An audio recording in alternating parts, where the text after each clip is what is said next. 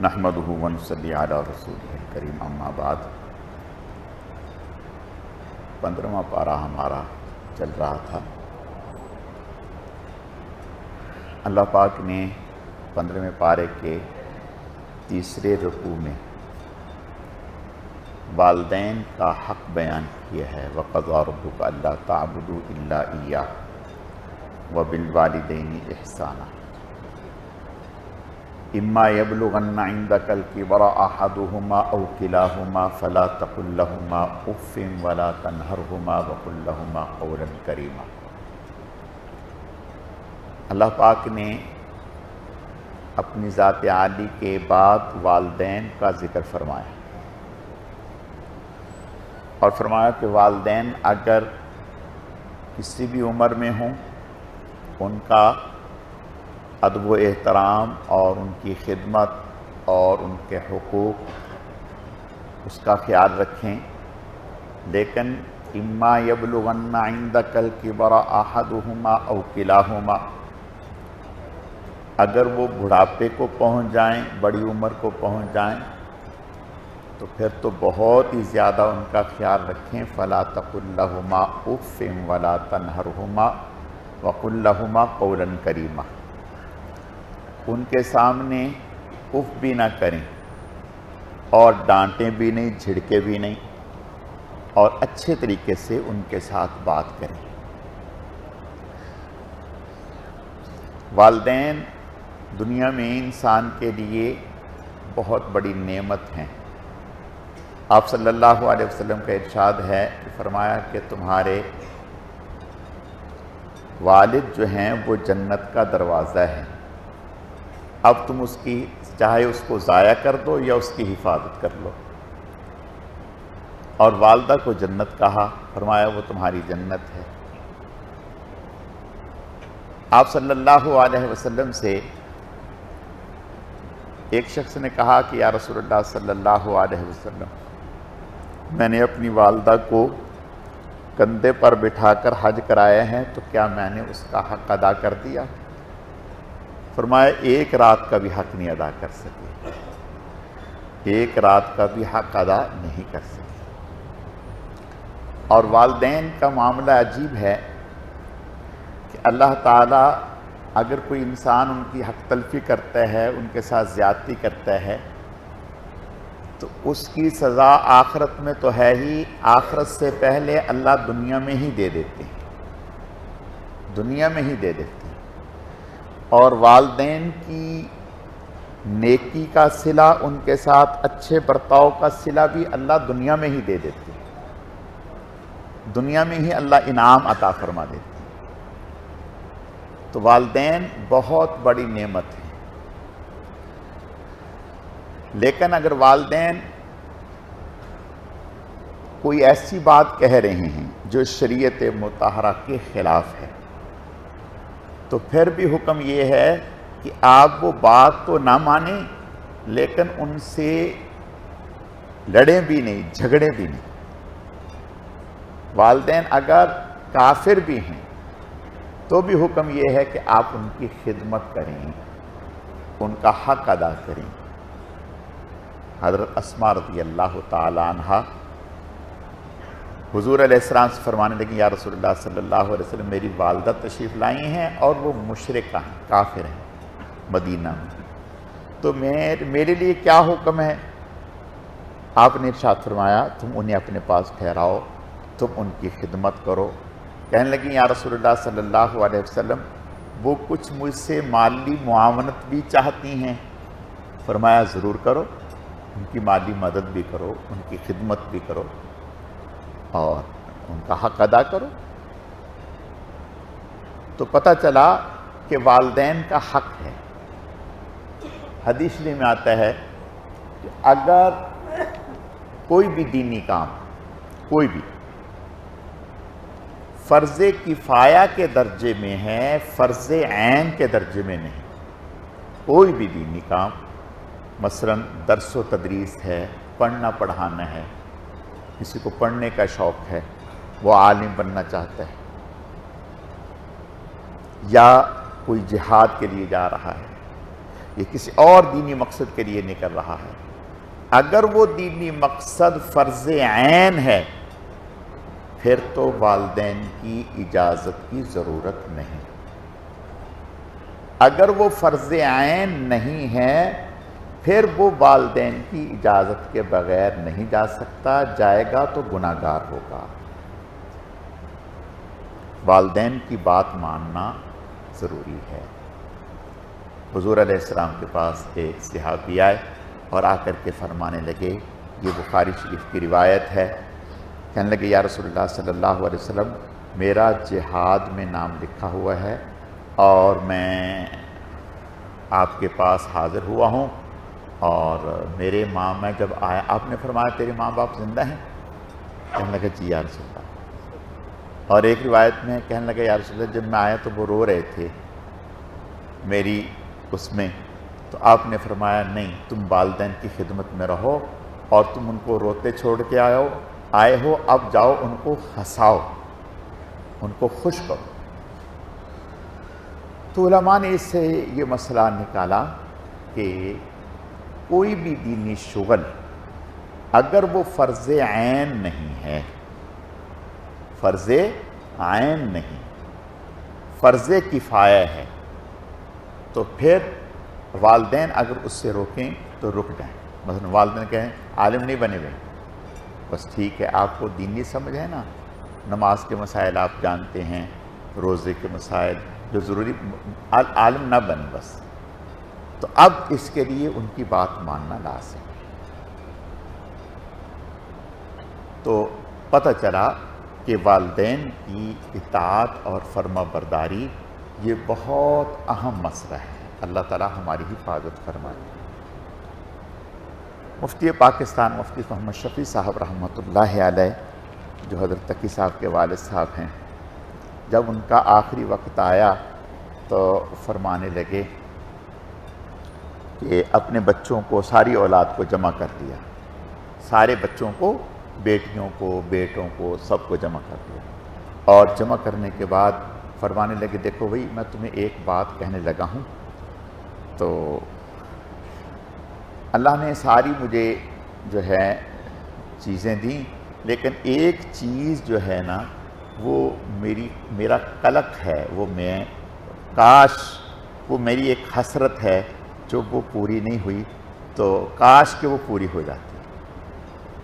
تو حضرت کے صاحبزادے فرماتے ہیں، تقی صاحب اور دیگر، کہنے کہ ہمیں بڑی حیرت ہوئی کہ حضرت حافظ بھی ہیں، عالم بھی ہیں، مفتی بھی ہیں، اور مفتی پاکستان ہیں، اور دنیا میں حضرت کا نام ہے، حضرت کی اولاد بھی ہے، اولاد قابل ہے، فرما بردار ہے، نیک ہے، اور یعنی ساری اولاد اپنی اپنی جگہ مستحکم ہے، اور حضرت دین کے کام میں لگے ہوئے ہیں، یعنی کوئی ایسی چیز نہیں ہے کہ جس کے بارے میں آدمی کہا جائے کہ بھئی مجھے حسرت ہے۔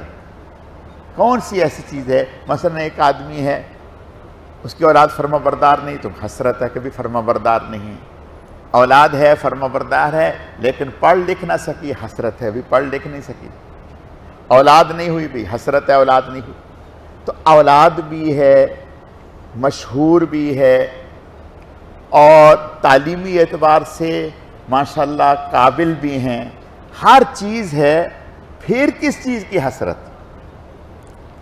تو حضرت فرمانے لگے کہ وہ حسرت اس بات کی ہے مجھے کہ جب پاکستان ہم آئے اور یہاں سیٹ ہو گئے تو والدہ بھی وہاں سے انڈیا سے ساتھ آئیں، تو میری والدہ جب میں، حضرت فرماتے ہیں مفتی پاکستان مفتی محمد شفیع صاحب رحمۃ اللہ علیہ کہ میری ترتیب یہ تھی کہ جب میں گھر جاتا تو سب سے پہلے والدہ کو سلام کرتا اور ان کے پاس بیٹھتا، ان سے باتیں کرتا اور ان سے دعائیں لیتا،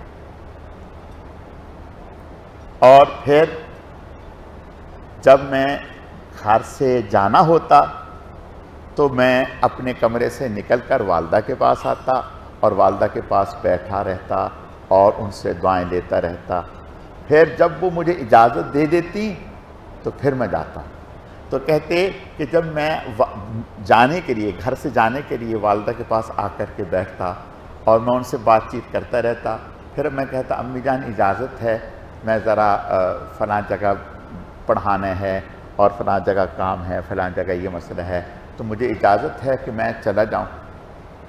تو والدہ کہتی کہ شفیع میرا دل تو نہیں چاہتا، دل تو چاہتا ہے کہ تمہیں اپنے ساتھ ہی بٹھا کے رکھوں، تم بس میرے ساتھ ہی بیٹھے رہو،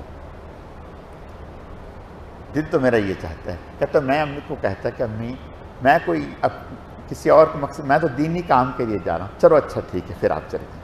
کہنے لگے کہ حسرت یہ ہے کاش کہ میں کوئی دینی کام نہ کرتا، کوئی میں لکھنے پڑھنے کا، بیان کا کوئی کام نہ کرتا، والدہ کے کہنے پر میں ان کے ساتھ بیٹھا رہتا، یہ مجھے ابھی تک کلک ہے کہ میں نے ایسا کیوں نہ کر لیا۔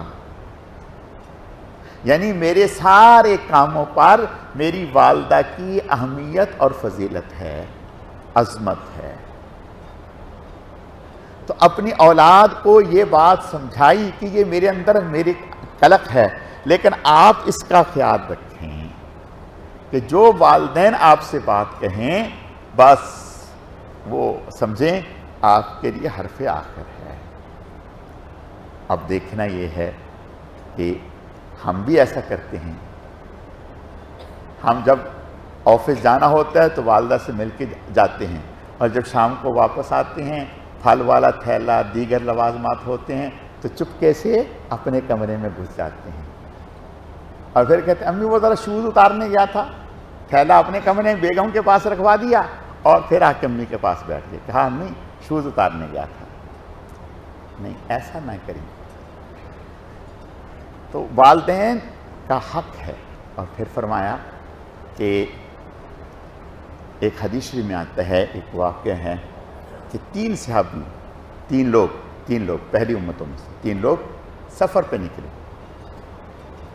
تو اللہ کا کرنا، سفر پہ نکلے تو ایک جگہ پہاڑ کے دامن میں انہوں نے جو ہے پناہ لی، ایسے ہی رکے۔ وہ غار ہوتی جیسے تھوڑا سا گڑا سا ہوتا ہے، اس میں رک گئے۔ بارش ہوئی تو وہاں رک گئے، بچے تو بارش سے بچنے کے لیے وہاں رکے تھے، وہ اللہ کا کرنا پہاڑ کی چٹان اوپر سے لڑکی، وہ آگ کے غار کے منہ پہ یوں بند ہو گئے۔ اب بڑے پریشان، تینوں نے دھکا وکا لگایا لیکن وہ کہاں ہلے ہی نہیں، بہت پریشان۔ اب کس سے رابطہ کریں؟ آج کا دور تو تھا نہیں کہ چلو موبائل سے رابطہ کر دیا اور بتا دیا کہ فلاں پہاڑ میں ہم بند ہیں، آپ ہمیں نکال لیں، ایسا کچھ بھی تھا نہیں۔ اب آپس میں مشورہ کرنے لگے کہ ہم تو یہاں مر جائیں گے، کوئی ہماری تدبیر ہی نہیں ہے نکلنے کی، تو کوئی ایسی شکل سوچیں۔ تو انہوں نے مشورے سے، اللہ نے دل میں ڈالا، دیکھو خیر کی چیزیں اللہ ہی اپنے کرم سے ڈالتے ہیں۔ میں پہلے بھی کہتا ہوں کہ ہم میں کوئی کمال نہیں ہے، کوئی کمال نہیں ہے۔ ہمارے اندر کیا کمال ہے؟ ہم اپنے بننے میں بھی اللہ کے محتاج ہیں، سوچنے میں بھی اللہ کے محتاج ہیں، دنیا میں آنے میں بھی اللہ کے محتاج ہیں، بڑے ہونے میں بھی اللہ کے محتاج ہیں، صحت مند رہنے میں بھی اس کے محتاج ہیں، آنکھوں سے دیکھ رہے ہیں یہ بھی اس کے کرم سے ہے، ہر چیز اس کی رحمت سے ہے۔ ہمارا کیا کمال ہے؟ کوئی بھی کمال نہیں۔ یہ اللہ کا کمال ہے، یہ اللہ کا کرم احسان ہوتا ہے کہ اللہ خیر کی بات ہمارے دل میں ڈال دیں، اور اللہ پاک، اللہ تعالیٰ کا ہم پر کرم ہی سمجھیں، ورنہ جو ہم لوگوں کے مسائل ہیں، جو ہم لوگوں کے حالات ہیں، اور جو ہم لوگوں کی اللہ تعالیٰ معاف فرمائے، اگر تھوڑے سے کسی کو اختیارات مل جائیں، تھوڑی سی کسی کے پاس طاقت آ جائے، تھوڑی سی کسی کے پاس مال و دولت آ جائے، تھوڑی سی کسی کے پاس کوئی اور ایسی آ جائے، تو وہ آپے سے باہر ہو جاتا ہے۔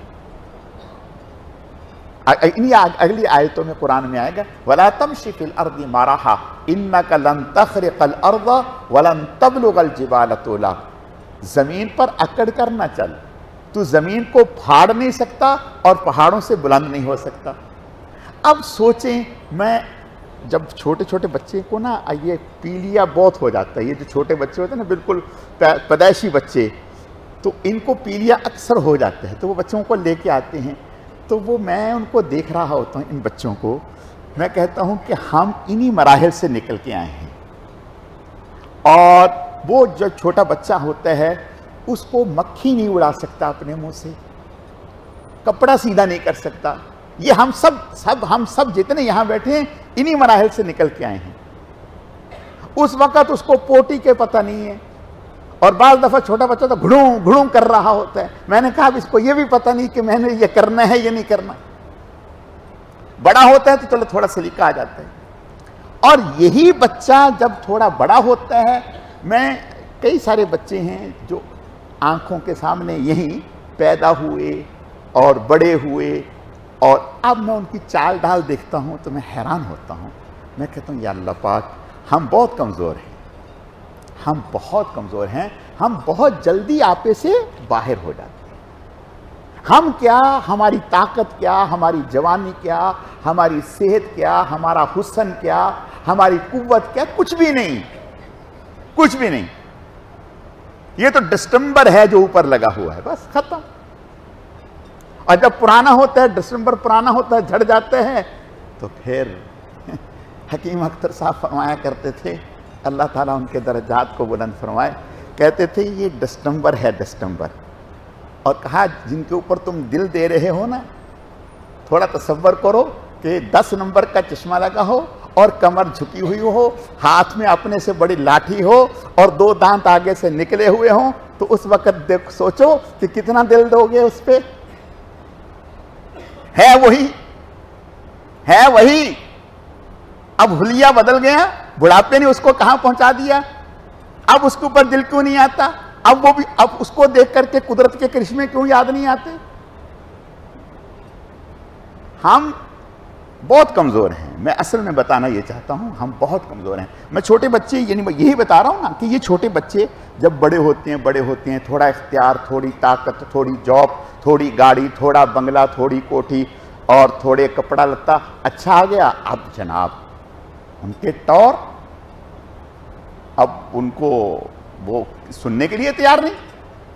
اور یہ اللہ، یہی لوگ، یعنی یہی سے مراد یہی انسان یہ کہہ رہا ہے من اشد منا قوہ، ہم سے زیادہ طاقتور کون ہے؟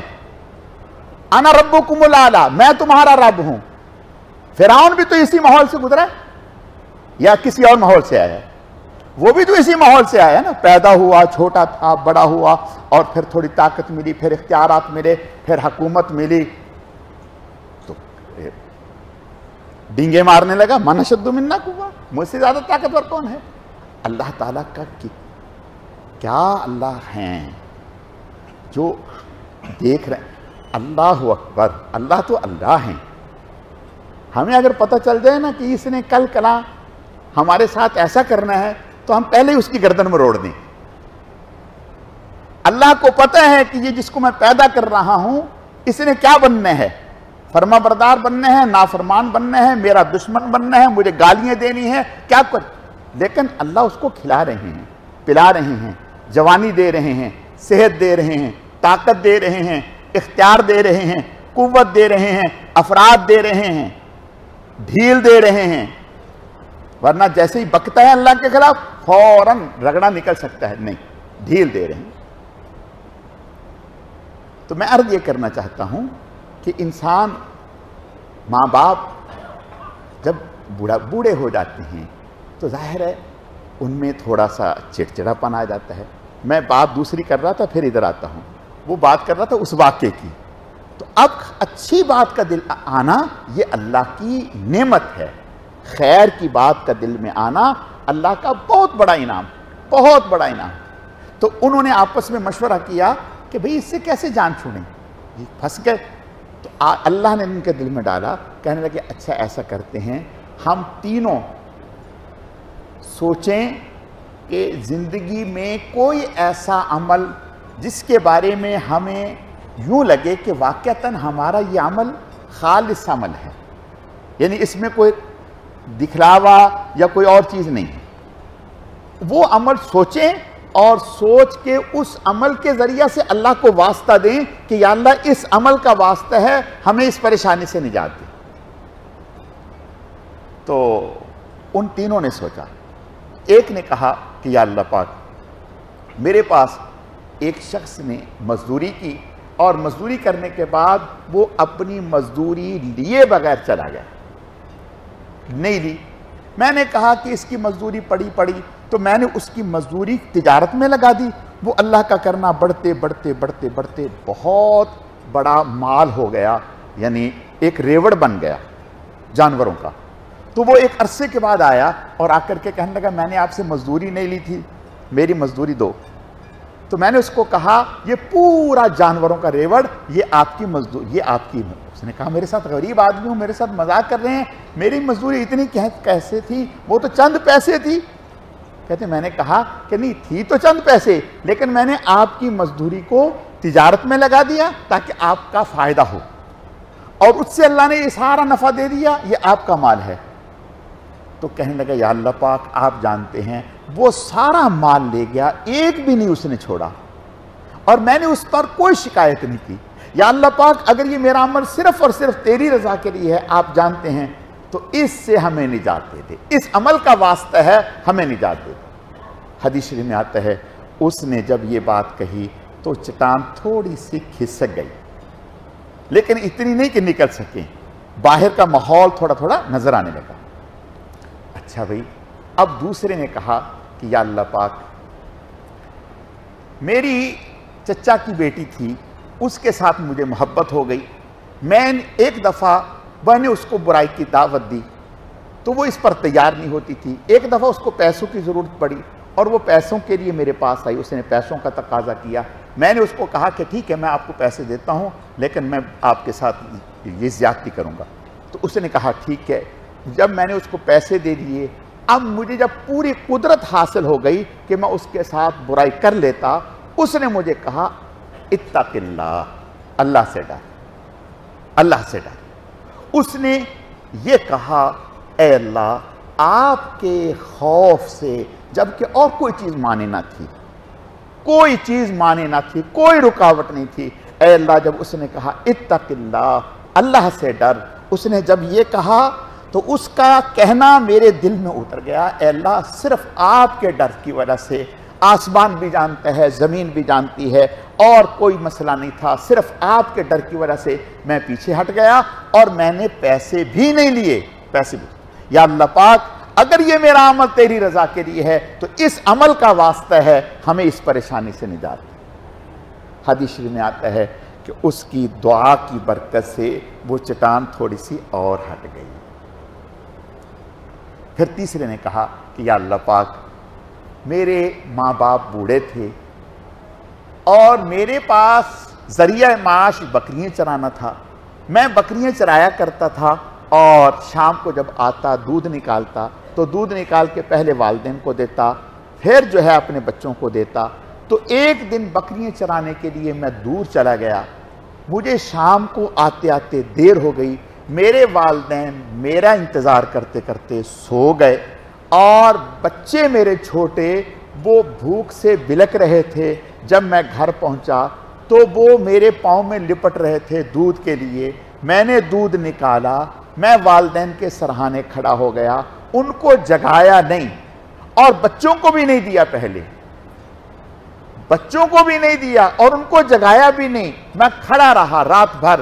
جب وہ خود اٹھے، اٹھایا نہیں، جب وہ خود اٹھے پہلے دودھ ان کو پیش کیا، پھر اپنے بچوں کو اور بیوی کو دیا. یا اللہ پاک آپ جانتے ہیں اگر یہ میرا عمل تیری رضا کے لیے ہے تو اس عمل کا واسطہ ہے، ہمیں اس پریشانی سے نجات دے. حدیث شریف میں آتا ہے آپ صلی اللہ علیہ وسلم کا ارشاد ہے اس کی اس دعا کی برکت سے اللہ نے چٹان ہٹا دی اور تینوں نجات حاصل کر گئے. تو اس سے پتہ چلا کہ والدین دنیا میں بہت بڑی اللہ تعالیٰ کی نعمت ہیں، بہت بڑی نعمت. جب انسان بوڑھا ہو جاتا ہے، قرآن میں خاص طور پر یہ کیوں کہا اما یبلغن عندک الکبر احدہما او کلاہما، کہ اگر تمہارے ماں باپ بوڑھے ہو گئے، بڑھاپے کو پہنچ گئے تو پھر اس کا خاص خیال رکھے. کیوں؟ اس لیے کہ دیکھیں جب انسان بوڑھا ہو جاتا ہے تو اس کا مزاج بہت الگ سا ہو جاتا ہے. چھوٹی سی بات پر ناراضگی، چھوٹی سی بات پر غصہ، چھوٹی سی بات پر دل برداشتہ ہو جانا اور چڑچڑاپن، یہ چیز ہے. تو اللہ فرماتے ہیں اس کے بعد فرمایا رب ارحمہما کما ربیانی صغیرا، کہ ان کے بڑھاپے کو جب آئے تو یہ دیکھ جیسے تجھے بچپن میں تو چھوٹا تھا، ایک دفعہ 10 دفعہ تو کہتا تھا ابا یہ کیا ہے، یہ کیا ہے، یہ کیا ہے، یہ کیا ہے، وہ 10 دفعہ تجھے جواب دیتا تھا کہ یہ ہے، یہ ہے، یہ ہے، کبھی نہیں اکتایا. اور اب اگر اس نے 1 سے 2 دفعہ 3 دفعہ، تو آپ کہتے ہیں کیا ابا، ایک دفعہ آپ کو بتا تو دیا، پھر بار بار یہی بات کہے جا رہے ہیں، پھر کہے جا رہے ہیں، پھر کہے جا رہے ہیں، ابا ہے یا اماں ہے. تو آپ اللہ پاک فرماتے ہیں فلا تقل لہما اف، ماں باپ کے سامنے کوئی ایسا انداز بھی اختیار نہ کریں جو ان کی ناگواری کا ذریعہ بنے، ان کی ناگواری کا ذریعہ. ان پر خوش دلی سے خرچ کریں. اور ماں باپ کو موقع نہیں دینا چاہیے کہ وہ ہم سے مانگے، یہ بھی یاد رکھیں. ماں باپ، بعض لوگ فطرتی طور پر ان میں ایک غیرت ہوتی ہے، ہر انسان میں ہوتی ہے، وہ اپنی اولاد سے بھی مانگنا نہیں برداشت کرتے، نہیں سوال کرتے. اولاد کا کام یہ ہے، اولاد کا کام یہ ہے اگر والد کا اکاؤنٹ ہے تو اس میں پیسے بھیجیں، اس میں خود بخود مہینے میں اس میں ڈالیں. اگر اکاؤنٹ نہیں ہے تو ان کے ہاتھ میں دیں. اگر وہ منع بھی کریں تو سوتے میں ان کی جیب میں ڈال دیں، ان کے تکیے کے نیچے رکھیں. وہ 1000 دفعہ منع کریں، وہ کہیں میرے پاس پہلے ہی پڑے ہیں، ان سے کہیں پڑے رہیں، پرواہ نہیں ہے، میں نے کیا کرنے ہیں، جو مرضی کریں. آپ اللہ کے راستے میں دے دیں، اپنے عزیزوں میں دے دیں، رشتہ داروں میں دے دیں. حدیث شریف میں آتا ہے اگر کوئی شخص اپنے والدین کا نافرمان تھا اور والدین کا انتقال ہو گیا، اب وہ چاہتا ہے کہ بھئی میرے والدین زندگی میں مجھ سے ناراض رہے، اس دنیا سے چلے گئے ناراضگی کی حالت میں، ان کو کیسے راضی کروں؟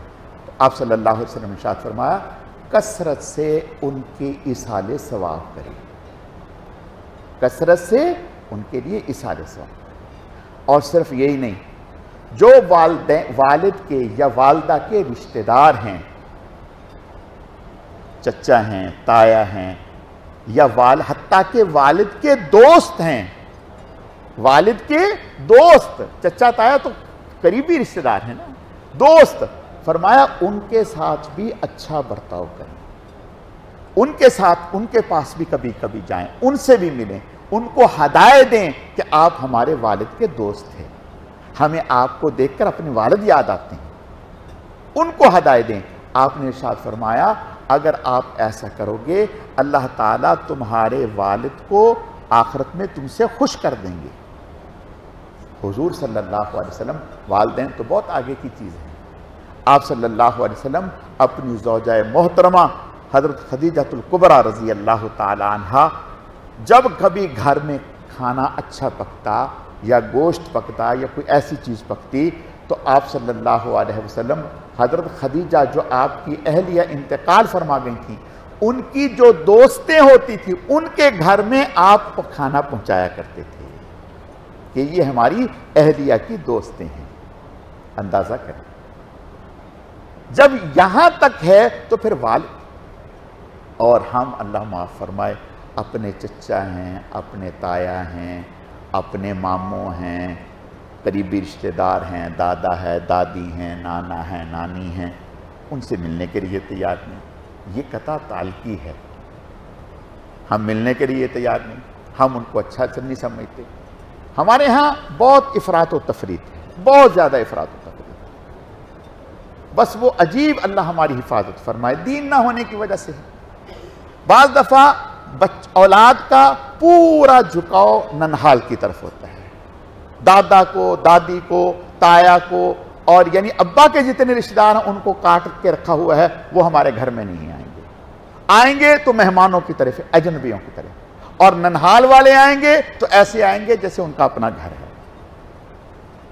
اور کبھی ایسا ہوتا ہے کہ سارا ہول جو ہے وہ ددحال والوں کا ہوتا ہے، اور ننحال والوں کو کہتے ہیں کہ تمہارا کیا تعلق، تم نہیں آیا کرو۔ کئی لوگ کہتے ہیں یہ ساس ہے نا، اماں اس کی، میری بیگم کی اماں ساس، یہ بگاڑتی ہے، میں نے ساس کی پابندی لگا دی، خبردار تم نے ہمارے گھر میں نہیں آنا، سسر پہ پابندی لگا دی، خبردار تم نے ہمارے، نہیں ایسا نہیں، یہ تو زیادتی ہے۔ آپ سوچیں کہ حضور صلی اللہ علیہ وسلم اپنی زوجہ محترمہ کی دوستوں کے گھر میں کھانا پکتا ہے، ان کے گھر میں ہدیہ بھیج رہے ہیں، ان کے لحاظ میں، اپنی اہلیہ کے لحاظ میں، نہ وہ والدہ ہیں، نہ وہ خالہ ہیں، کچھ بھی نہیں، نہ بہن ہیں، صرف دوستی ہیں۔ جب ان کا اتنا احترام ہے، لحاظ ہے، تو جو سکی رشتہ دار ہیں، خالہ ہے، نانی ہے، نانا ہے، ماموں ہے، ان کا حق ہے۔ اعتدال، ہمارا دین اعتدال والا دین ہے، اعتدال کے ساتھ چلیں۔ اور اللہ تعالیٰ معاف فرمائے، بس آج فتنوں کا زمانہ ہے اور شیطنت کا زمانہ ہے، عجیب ارے مولانا صاحب وہ تو کرنے کرانے والے لوگ ہیں، وہ تو کیا کرنے کرانے والے لوگ ہیں، ارے سفلی کرتے ہیں، ارے وہ سفلی کیا ہوتے ہیں، ہمیں مولانا صاحب وہ کالا جادو ہوتا ہے، کالا علم ہوتا ہے، کالا جادو۔ میں نے کہا ہمیں تو آج تک نہ کالے کا پتہ چلا نہ گورے کا پتہ چلا۔ ارے بھائی یہ بنائی ہوئی بات ہے، کچھ نہیں، بنائی ہوئی بات نہیں۔ اصل میں جب اپنے دل میں گنجائش ختم ہو جائے نا تو پھر ہر چیز ویسی نظر آتی ہے۔ ایک بات یاد رکھیں، آپ جس رنگ کا چشمہ لگائیں گے نا آپ کو ویسا ہی نظر آئے گا۔ آپ کے دل میں دوسرے کے لیے محبت ہوگی تو سب وہ دوسرا آپ کو اچھا لگے گا۔ آپ تجربہ کر کے دیکھیں، جس سے آپ کو محبت ہے اس کی غلطی بھی ادا لگے گی،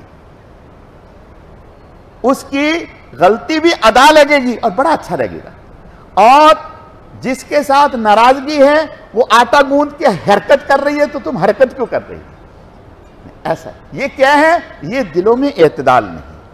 جب دل میں کسی کے بارے میں نفرت بٹھا لیں گے تو پھر ایسا ہی ہو نہیں۔ اعتدال کا راستہ، بیوی کے بارے میں بھی، سسرال کے بارے میں بھی، اور سسرال والوں کو بھی اس بات کا خیال رکھنا چاہیے کہ ٹھیک ہے ہم نے بیٹی دی ہے، اس کا یہ مطلب نہیں ہے کہ بھی اب وہ جو ہمارا داماد ہے وہ اپنے ابا سے بھی کٹ جائے، اپنی اماں سے بھی کٹ جائے، اپنے بھائیوں سے بھی کٹ جائے، اور اگر وہ خیر سے اس کے پاس گاڑی بھی ہے اور اس کا اچھا کاروبار بھی اچھا سیٹ ہے، پھر تو پہلی فرصت میں کوشش ہوتی ہے کہ اس کو الگ کیا جائے، اور بیگم کی خواہش ہوتی ہے کہ ہم الگ تھلگ رہیں۔ ذرا تھوڑا سی یہ سوچیں کہ کل جب ہماری اولاد ہوگی اور وہ چاہیں گے کہ بھئی ہم سے ہمارے بیٹے کو چھین لیں تو ہمیں کیسا لگے گا؟ ہمیں کیسا لگے گا؟ آج ہم دوسرے کے بیٹے کو چھین لیں؟ نہیں۔ جس ماں باپ نے پال پوس کر اتنا بڑا کیا اور ڈگریاں لے کر کے دی اور کاروبار سیٹ کرایا، اب وہ اتنے برے ہو گئے کہ ایک بیگم آئی اور وہ اتنے برے ہو گئے، اب وہ جادو بھی کرنے لگ گئے اور وہ یہ بھی کرنے لگ گئے۔ وہ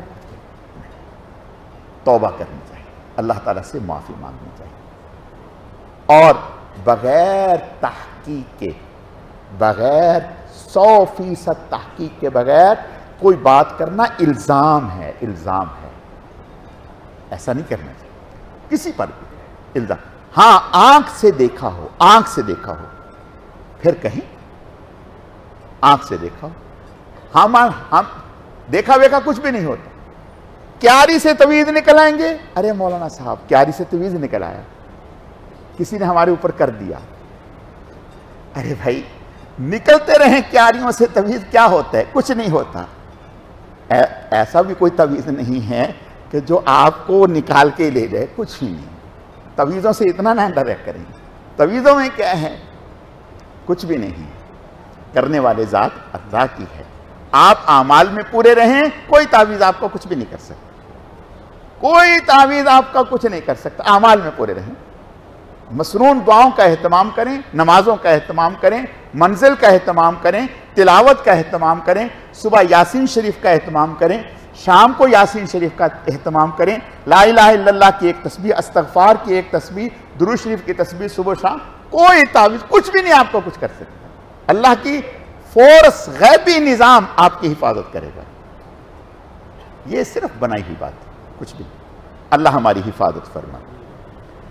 تو میں عرض یہ کر رہا تھا کہ ماں باپ ان کا حق ہے، ماں باپ کا حق ہے، اس کو حق دیں۔ لیکن ماں باپ اگر زیادتی کر رہے ہیں، ظلم کر رہے ہیں، تو بھی حکم یہ ہے کہ آپ ان کے سامنے بدتمیزی نہ کریں، کوئی بات برداشت کریں۔ بعض دفعہ غلط فہمی ہوتی ہے، یعنی ماں باپ، کوئی ماں باپ جو ہے وہ اپنی اولاد کا گھر نہیں بگاڑنا چاہتے، یاد رکھیں۔ کوئی ماں باپ اپنی اولاد کو پریشان نہیں دیکھتے، کوئی ماں باپ اپنی اولاد کو اجڑا ہوا دیکھ کے برداشت نہیں کرتے، پریشان دیکھ کر برداشت۔ فطری طور پر جو اولاد کی محبت ہے وہ کسی اور کی ہو نہیں سکتی۔ میں اس پر ایک واقعہ سناتا ہوں۔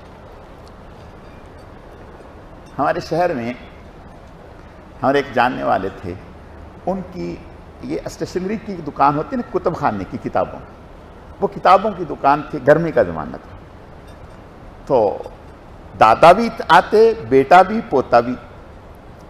اب دادا نے بیٹے سے کہا کہ بیٹا گرمی ہو رہی ہے تو آپ تھوڑا آرام کر لو، تھوڑا آرام کر لو۔ بیٹے نے کہا ابا کچھ بھی نہیں ہوتا۔ اس نے سمجھایا کہ نہیں بیٹا، نہیں سنی۔ دادا نے اٹھایا، پوتے کو دھوپ میں کھڑا کر دیا، پوتے کو اٹھایا اور دھوپ میں کھڑا کر دیا۔ بیٹے نے کہا ابا اس بچے کا کیا قصور ہے کہ آپ نے اس کو دھوپ میں کھڑا کر دیا؟ کہا بیٹا جتنی اس کی تمہیں تکلیف ہو رہی ہے اتنی تیری تکلیف مجھے ہو رہی ہے، جتنی اس کی تکلیف تمہیں ہو رہی ہے نا، اتنی تمہاری تکلیف مجھے ہو رہی ہے، میں نے تمہیں سمجھانے کے لیے یہ کیا ہے۔ تو ماں باپ حقیقت میں وہ اپنی اولاد کا کبھی برا نہیں چاہتے۔ غلط فہمی بعض دفعہ ہو جاتی ہے، غلط فہمی ہو جاتی ہے۔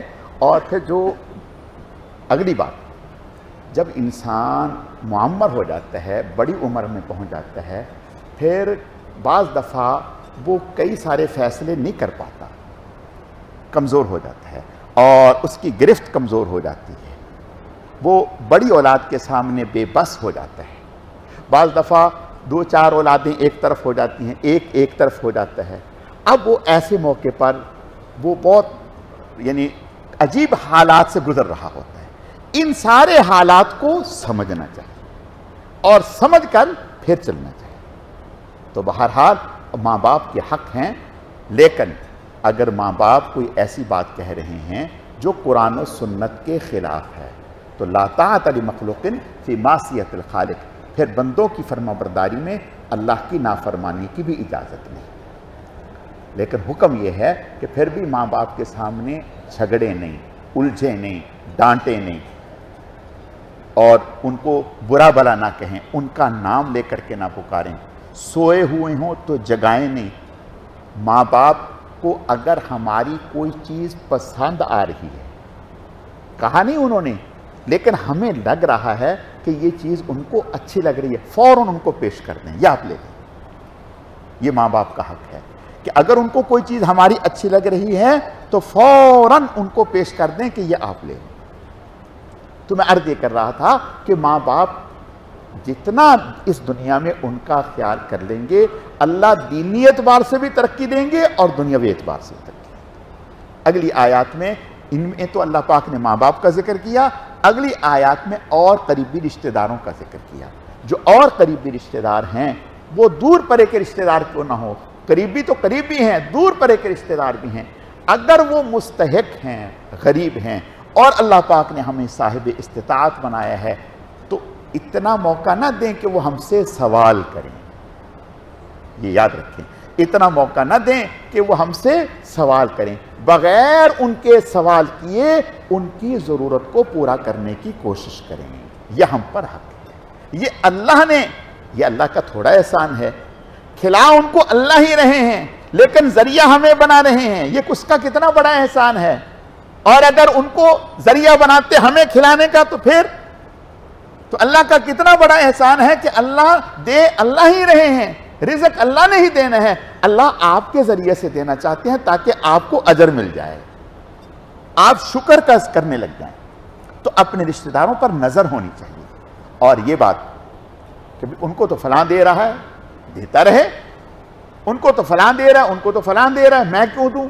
نہیں، وہ دوسرا دے رہا ہے، وہ اپنا حق پورا کر رہے ہیں، آپ اپنا حق پورا کریں۔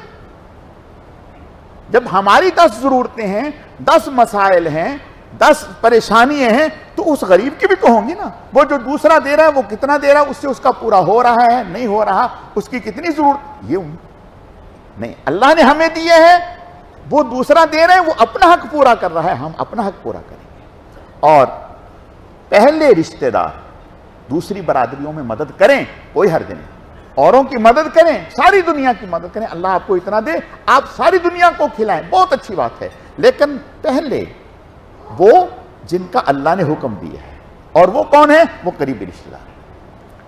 اگلی آیات میں یہاں تک فرمایا اگر کوئی سائل، حضور علیہ السلام سے کہا جا رہا ہے، حضور علیہ السلام سے کوئی سائل آپ کے پاس آ گیا اور سوال کرنا چاہتا ہے، آپ کے پاس اس وقت واقعتاً دینے کے لیے کچھ نہیں ہے، تو فرمایا پھر اس کو بہت اچھے طریقے سے جواب دیں اور اس کو کہیں انشاءاللہ آئندہ جب اللہ مجھے دیں گے تو میں آپ کو ضرور دوں گا،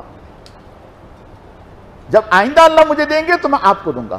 یعنی سوال کرنے والے کو بے رخی کے ساتھ، سختی کے ساتھ، سخت لہجے کے ساتھ ماتھے پہ شکن ڈال کر جواب نہ دیں۔ مفتی محمد شفیع صاحب ہی فرماتے ہیں، تقی صاحب کہتے ہیں کہ میں نے ایک دن اپنے ابا جان سے کہا کہ ابا جان کوئی لوگ مانگنے آ گئے، تو میں نے کہا کہ یہ تو مستحق نہیں لگ رہے، آپ ان کو دے رہے ہیں۔ کہنے لگے اللہ تعالیٰ ہمیں بھی تو بغیر استحقاق کے دے رہے ہیں، جو اللہ ہمیں بغیر استحقاق کے دے رہا ہے ہم اس کے بندوں کو بغیر استحقاق کے دے دیں گے تو کیا ہے۔ مفتی حسن صاحب جو جامعہ اشرفیہ والے ہیں، ہاں، یا ڈاکٹر عبدالحی صاحب عارفی، کہتے گاڑی ہم نے لی، تو جب گاڑی لی تو حضرت کو بتایا کہ حضرت ہم نے گاڑی لی ہے، اللہ کا شکر ہے اللہ نے گاڑی دلائی ہے۔ حضرت نے فرمایا اچھا ماشاءاللہ بہت مبارک، اب ایک کام کرنا۔ جی حضرت کیا کام؟ فرمایا کہ ہمیشہ اپنی گاڑی میں پیسے کھلے کرا کے رکھو، چھوٹے نوٹ، ہمیشہ اپنی گاڑی میں پیسے کھلے کرا کے رکھو، چھوٹے نوٹ، جہاں کوئی مانگنے والا ہے، کوئی مانگنے والا ہے اس کو دے دو، جو مانگنے والا ہے اس کو دے دو۔ حضرت فرماتے ہیں اس کے بعد سے کبھی گاڑی میں ایسا نہیں ہے کہ پیسے کھلے نہ ہوں، پیسے کھلے نہ ہوں۔ تو یہ ہمارے جو بڑے ہیں یہی تو فائدے ہیں، یعنی بڑوں سے رابطہ رکھنے سے یہی تو فائدہ ہے کہ وہ ہمیں بتاتے رہتے ہیں کیسے چلنا ہے کیسے۔ میں نے پہلے مفتی حسن صاحب سے، ایک صاحب کے ساتھ روزانہ ایک صاحب انہیں اپنی سعادت سمجھ کے لے کے آتے، تو ایک دن حضرت فرمانے لگے کہ میاں گاڑی چلانی آتی ہے، گاڑی چلانی آتی ہے؟ میں نے کہا حضرت روزانہ تو لے کے جاتا ہوں، تو میں ہی لے کے جاتا ہوں، لے کے آتا ہوں۔ حضرت فرمایا میں نے پوچھا تمہیں ڈرائیونگ آتی ہے؟ بس حضرت ٹوٹی پھوٹی آتی ہے۔ انہوں نے کہا بس یہ کہہ دو، کہا حضرت ٹوٹی پھوٹی آتی ہے۔ حضرت نے فرمایا کہ بھئی ہمیشہ جب گاڑی چلاؤ اس کا خیال رکھو کہ تمہاری وجہ سے اور گاڑیوں والوں کو، کسی کو، پیدل والوں کو، گاڑی والے کو کسی کو تکلیف نہ پہنچے۔ اب دیکھیے حکیم الامت مولانا اشرف صاحب تھانوی رحمۃ اللہ علیہ حضرت فرماتے ہیں کہ ہمیشہ میں نے اس کی عادت بنا رکھی ہے، اگر میں پیدل چلوں تو خود راستہ اچھا دوسرے کے لیے چھوڑتا ہوں، اور خود جو ناقص راستہ ہے میں خود اختیار کرتا ہوں، یعنی دوسرے کو اپنے سے اچھا۔ اللہ پاک ہمیں سمجھنے کی، عمل کرنے کی توفیق عطا فرمائے۔ انشاءاللہ مجلس درود شریف جو ہے اللہ تعالیٰ کے فضل سے 11:35 تک شروع ہوگی انشاءاللہ، مجلس درود شریف 11:35 پر۔